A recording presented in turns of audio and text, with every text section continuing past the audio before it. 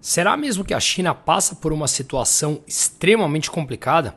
Com o setor imobiliário que representa por volta de 25% do PIB à beira de uma falência ou de quebrar e levar o país para uma situação mais complicada? Para entender isso, eu separei uma série de gráficos e uma série de números que é assim que eu gosto de defender algum tipo de tese. E antes, também para começar, vamos falar 3 notícias que acabam tendo um link principal para a gente chegar na conclusão. Será que a bolha imobiliária chinesa é real? Ou como muitos meios de comunicação da China vêm falando, é uma mentira? E aí a gente chega à nossa conclusão final. É muito difícil ir contra fatos, dados e números. Vamos ver essa conclusão. Afinal de contas, o que acontece na China acaba respingando no mundo todo, inclusive no Brasil, uma vez que a China hoje é o principal parceiro comercial do Brasil. Mas antes, eu queria falar para vocês, quem quiser um espaço livre para debates, aprofundar em temas como esse, tem disponível a minha comunidade Liberdade Sem Fronteiras. O link está no descritivo do vídeo. E se está vendo pelo Instagram, o link está na bio. Lá a gente cria um ambiente onde pessoas, empresários, executivos, não importa o que seja, estudantes, troquemos informações e façamos relacionamentos entre as partes. Pessoas que prezam pela liberdade financeira, pela liberdade individual, pela liberdade econômica. Para nos aprofundarmos em dados, debatermos e conseguirmos ser cada vez menos pessoas presos a uma roda de ratos, atrelados a burocratas. Pois bem, voltamos aqui ao vídeo. A China amplia extraordinariamente, essa é uma matéria que saiu ontem, quarta-feira, o seu orçamento com um plano bilionário de emissão de dívida para garantir o crescimento do país. Para quem vem acompanhando, sabe que a China está com uma meta de crescer 5% e vem enfrentando dificuldades em atingir esse número em 2023. Dessa maneira, com essa nova emissão de dívida, a China eleva o seu déficit fiscal de 3 para 3,8% do PIB, com essa emissão totalizando 137 bilhões de dólares no quarto trimestre. Esse empréstimo, vai majoritariamente para projetos de infraestrutura, o mesmo que fez a China crescer no começo dos anos 2000. A China vem enfrentando um problema muito crítico em transformar uma economia de infraestrutura, de construção de infraestrutura, com uma população lá no começo do século mudando em massa do campo para as cidades e precisando construir quase que absolutamente tudo. Isso gera emprego, isso demanda materiais de construção, demanda commodities e, portanto, houve um crescimento, um boom. Quem não lembra no começo do século, quando todo mundo falava as principais manchetes dos jornais, falando que a China se tornaria a maior economia do mundo. Pode ser que ultrapasse o PIB americano em valor nominal, mas em PIB per capita está anos-luz de distância. Pois bem, esses projetos de infraestrutura continuam sendo basicamente os mesmos que foram ali no começo do século. O que eu quero dizer é que a China vem enfrentando um problema complicado de transformar essa economia de construção, digamos assim, a uma economia de consumo, que poderia manter esse crescimento sustentado por um longo período de tempo. E quais os problemas? É isso que a gente vai falar aqui hoje. Pois bem, essa nova emissão de 137 bilhões de dólares representa 1% do PIB. Realmente é muito pouco frente ao, por exemplo, 12% do PIB, que foi o que eles injetaram de dinheiro lá na crise de 2008, 2009.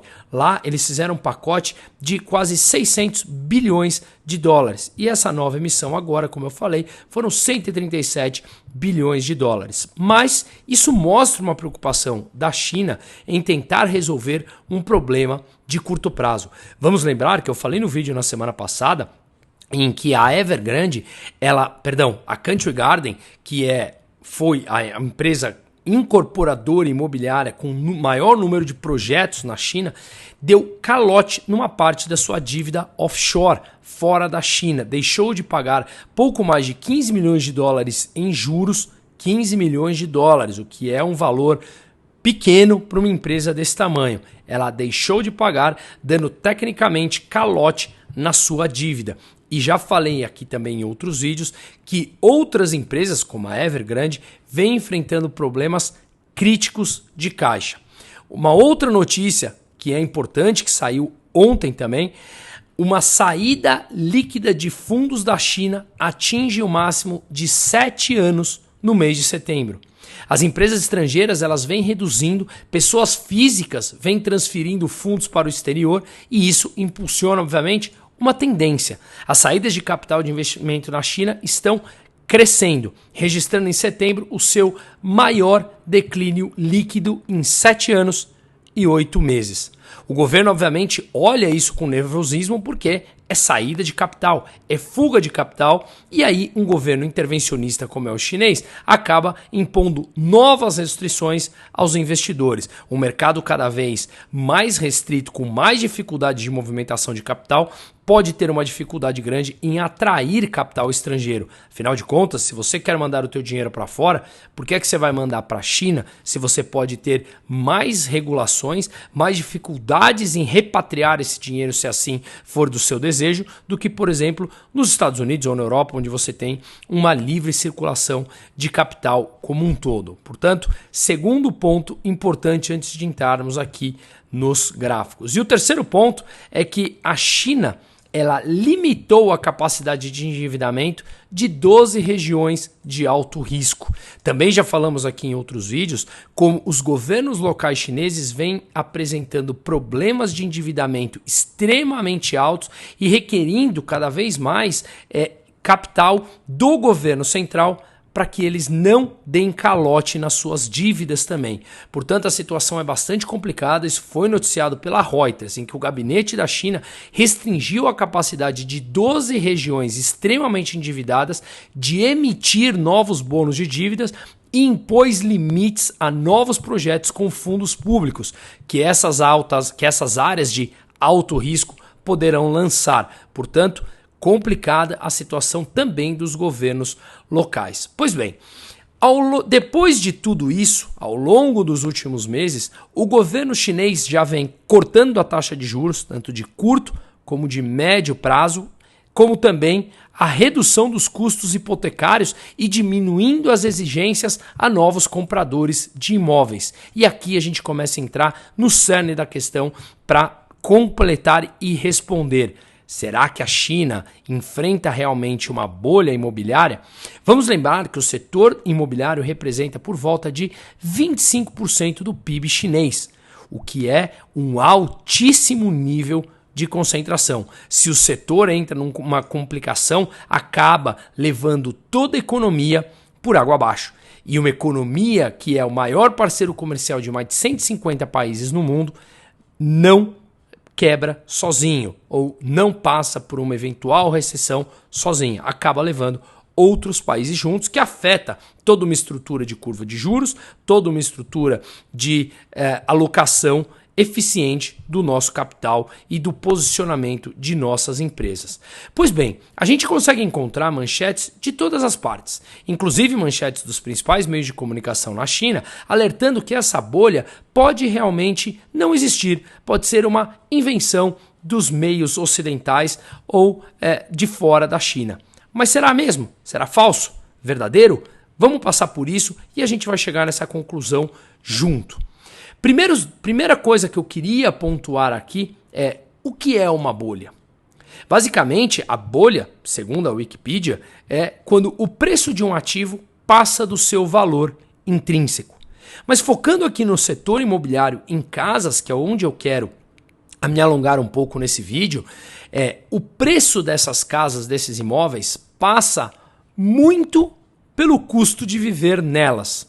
Ou seja, o custo dela é muito mais alto do que o próprio custo de viver nessas casas. Vamos aos indícios para ficar um pouco mais claro.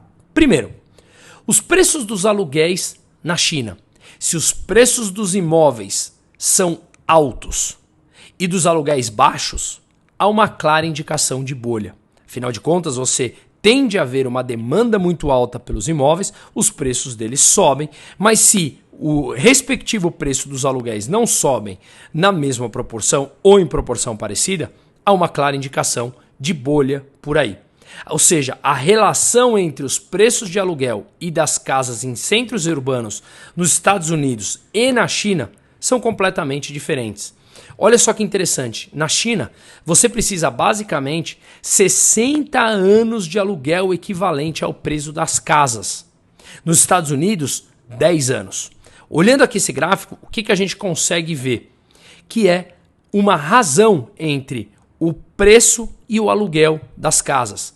Na média, na China, como eu falei agora há pouco, você precisa de 60 anos de pagamento de aluguel para equivaler ao preço de uma casa. E nos Estados Unidos, 10. Nesse gráfico, a gente vê aqui uma divisão por cidades. Inclusive, Shenzhen, a gente vê essa relação de 80 anos para conseguir o preço de uma casa frente à relação com o aluguel. Se a gente pega São Francisco, por exemplo, está um pouco acima de 10 anos, mas na média os Estados Unidos 10 e na China uma relação de 60 anos de aluguel, 60 anos de aluguel equivalentes ao preço de uma casa.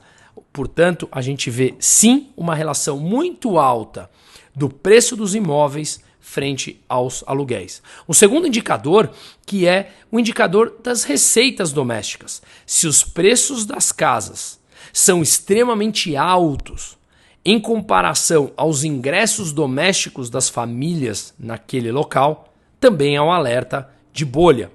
Vamos olhar aqui, os Estados Unidos, na média, você precisa de 5 anos de ingressos, de receitas familiares para pagar uma casa. Na China, você precisa basicamente de 30 anos dos ingressos médios.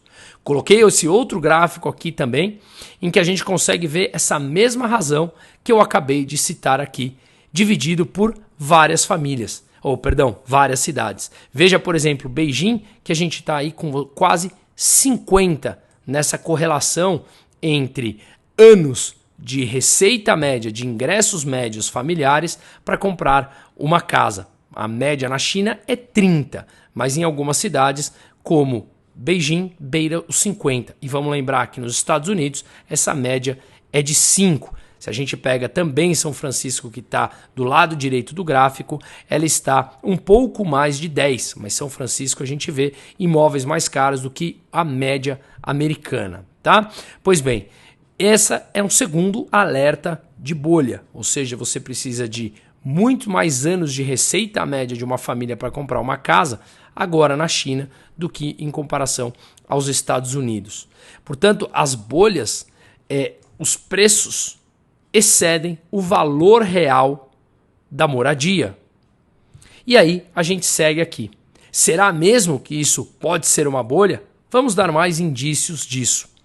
A gente pode até, inclusive, pontuar aqui alguns erros que algumas manchetes vêm colocando, sinalizando que isso não é uma bolha. Coloquei, por exemplo, aqui o primeiro erro, que é a teoria da bolha, um crescimento urbano que aconteceu na China. Como eu falei no começo do vídeo, a China era um país pobre.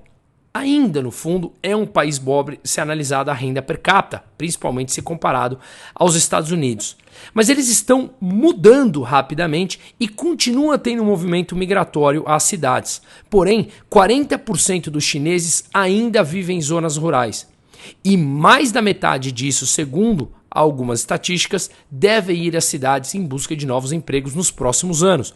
Portanto, isso é muita gente, contando um país de 1,5 bilhão de pessoas.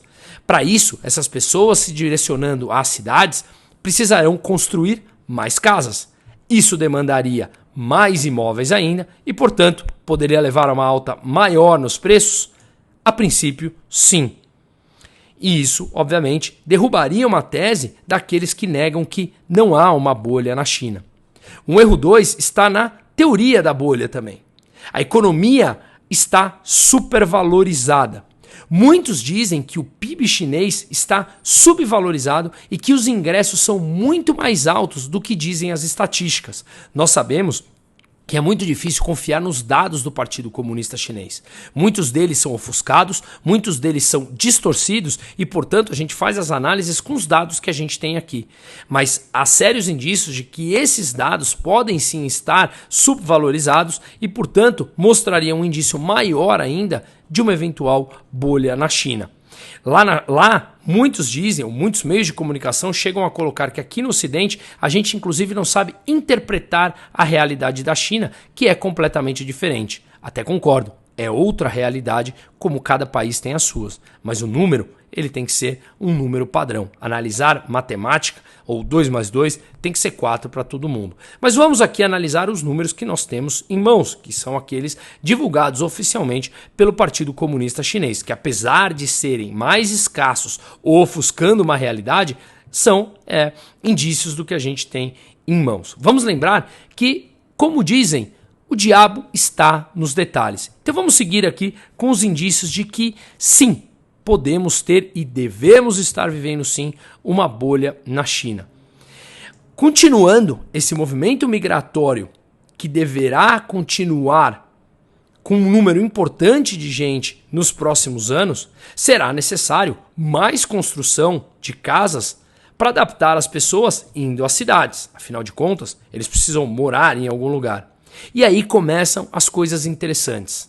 Mas 80% de todas as casas construídas está em cidades pequenas, 12% em cidades grandes e 8% em cidades médias, segundo a fonte que vocês verão no gráfico a seguir. Repito, 80% de todas as casas construídas está em cidades pequenas, 12% em cidades médias, em cidades grandes, apenas 12% em cidades grandes e 8% em cidades médias.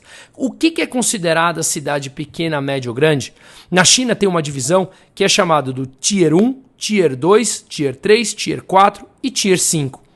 Cada uma dessas cidades refletem diferenças, inclusive no comportamento do consumidor, no nível de renda de cada um deles, no número de população e na sofisticação dos consumidores, da infraestrutura das cidades e das oportunidades de negócios, dentre outras qualificações. Mas a gente pode levar para o nosso grau, como mostra isso aqui, que a Tier 1 são as cidades maiores e a Tier 5 são aquelas cidades menores. Portanto, elas vão diminuindo. E a gente vai analisar aqui as cidades de Tier 1, Tier 2 e Tier 3 recebendo pessoas para mostrar nesse próximo gráfico, como eu falei pouco acima, que grande parte das construções estão em cidades pequenas. E será mesmo que as pessoas irão morar nas cidades pequenas, ou esse movimento populacional saindo de zona rural, que 40% da população chinesa ainda mora, será que vai para a cidade pequena ou irá para a cidade grande em busca de novas oportunidades? Pois bem, olhando aqui esse gráfico, a gente vê que o azulzinho mais forte são as cidades de Tier 1, as maiores. O azulzinho médio é o Tier 2 e o mais claro é o Tier 3, portanto, as cidades menores. Conseguimos ver aqui que grande parte das construções está realmente nas cidades de Tier 3, menores. E aí a gente vai mostrar mais indícios de que isso pode ser aquelas cidades fantasmas que nós vimos principalmente durante a pandemia, onde foram construídos prédios e mais prédios onde ninguém mora. Cidades foram construídas e ninguém mora. E isso com certeza foi para consumir matérias-primas, gerar emprego, o governo intervindo para não aumentar o desemprego e estimular a economia. Mas em processo econômico, em ciências econômicas, o custo da intervenção e do endividamento sempre chega. E quando ele vem, é muito mais complicado. Portanto, grande parte dessas construções não estão nas grandes cidades, onde muitos irão morar porque têm as maiores oportunidades de emprego. Com isso, as construções nitidamente não seguem o ritmo da urbanização. Se nós olharmos aqui o crescimento demográfico nessas cidades, 0,2% estão nas cidades grandes, 7,9% nas cidades médias e uma demografia de -2 nas cidades pequenas, ou seja, as cidades pequenas, onde tem grande parte das construções na China, é onde tem uma demografia negativa. As pessoas estão saindo dessas cidades em direção às cidades médias ou maiores, onde não estão grande parte das construções das casas. Podemos ver aqui o crescimento populacional dessas cidades. Veja, por exemplo, na Tier 3, as cidades menores, que apresenta uma demografia negativa. As pessoas estão saindo das cidades, inclusive -2%, o que é bastante relevante. Por que então estão construindo lá? Será que foi mesmo para estimular o emprego num lugar, estimular renda num lugar onde ninguém vai morar? E agora tem prédios e prédios vazios, que obviamente fará com que os preços caiam. E as construtoras que financiaram esse tipo de construção vá à bancarrota, como por exemplo a Country Garden, a Evergrande e tantas outras que estão dando calote nas suas dívidas. Portanto, claramente o que nós vemos é as construtoras financiadas pelo governo construindo onde não há necessidade ou demanda de habitação. Em algum momento o preço cai e as construtoras não serão pagas, não terão o pagamento por parte dos compradores e, obviamente, isso leva a algum processo de declínio, ou melhor, já está passando por isso. A estimativa de construção, de finalizar essas construções, é de 10 anos, nessas pequenas cidades, onde cada vez mais vivem menos pessoas.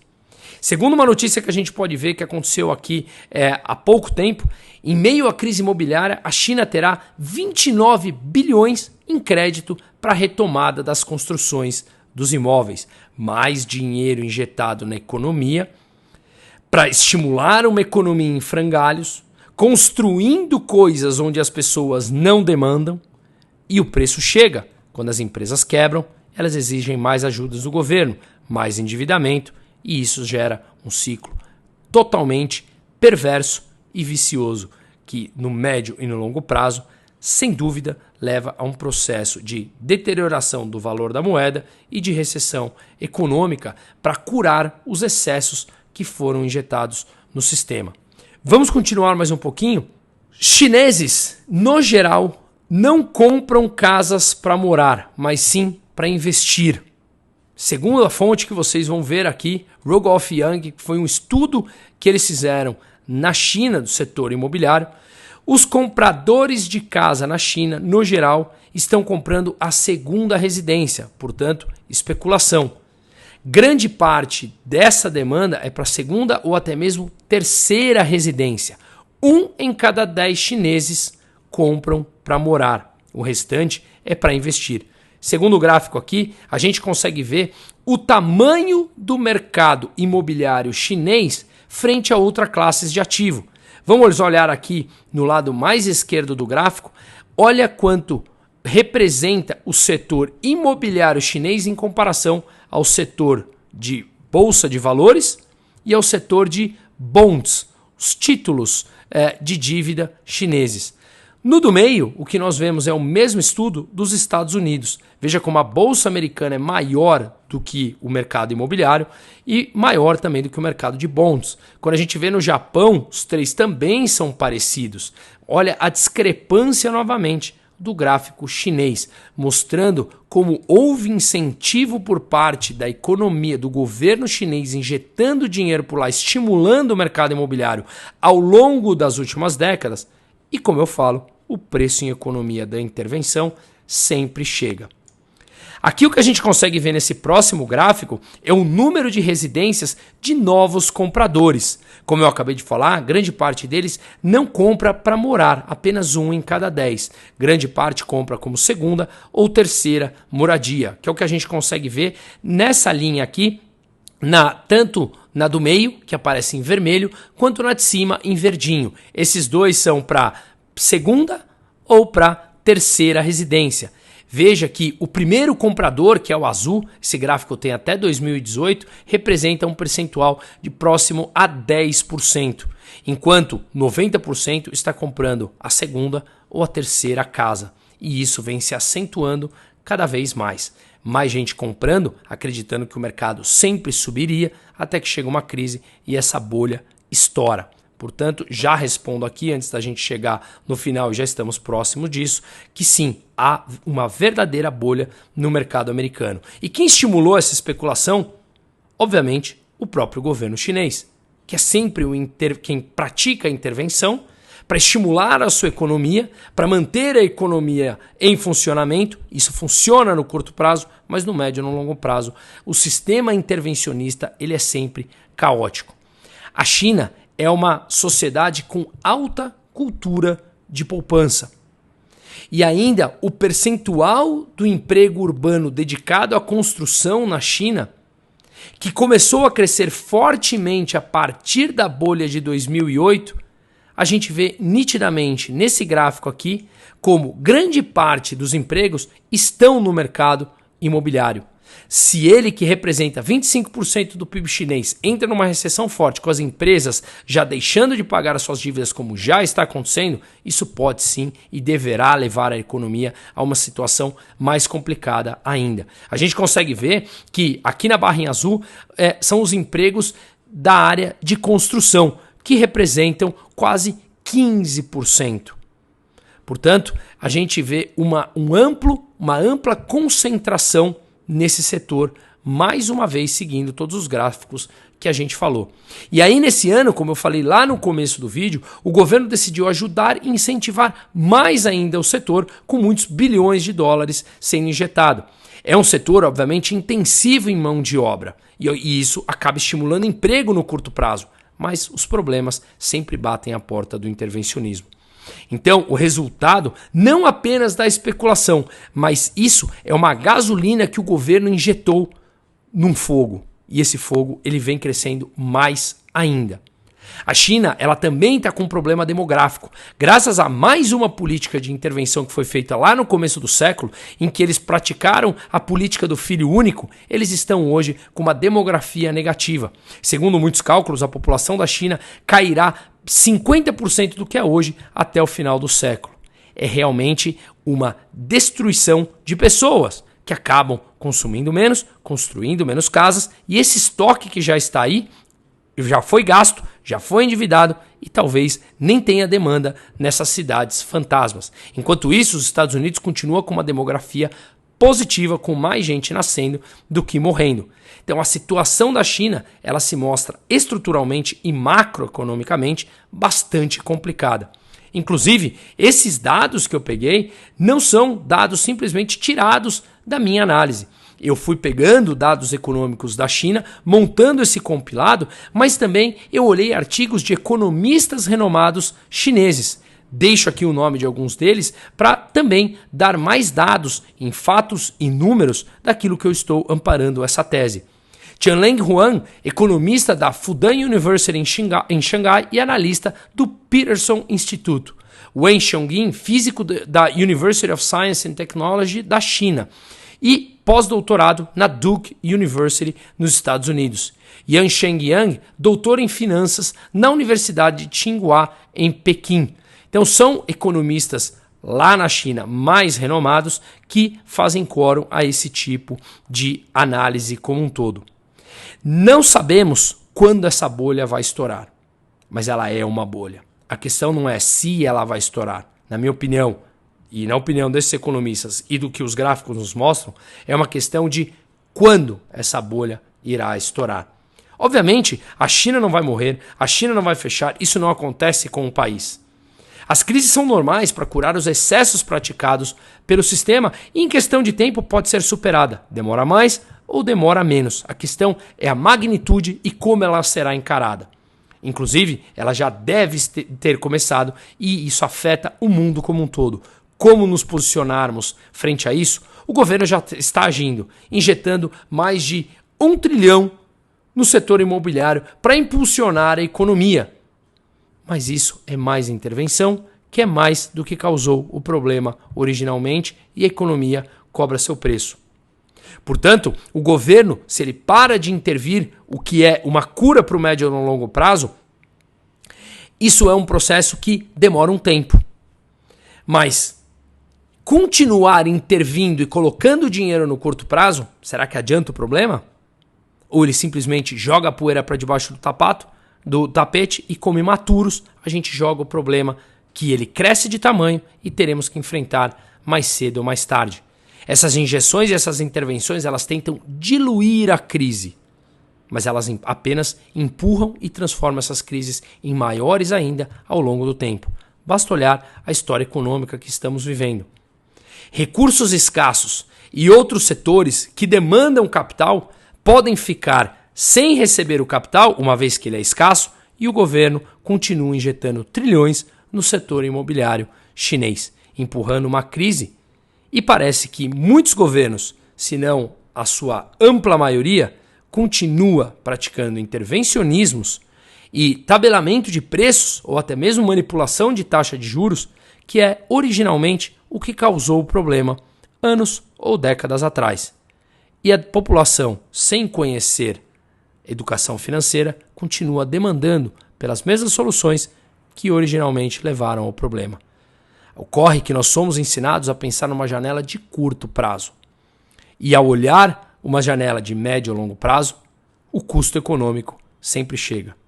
Ou praticamos uma educação financeira, ou seguiremos demandando soluções que originalmente levam ao problema e, como crianças, empurrando a poeira para debaixo do tapete, e quando a bomba estoura, ela é muito maior.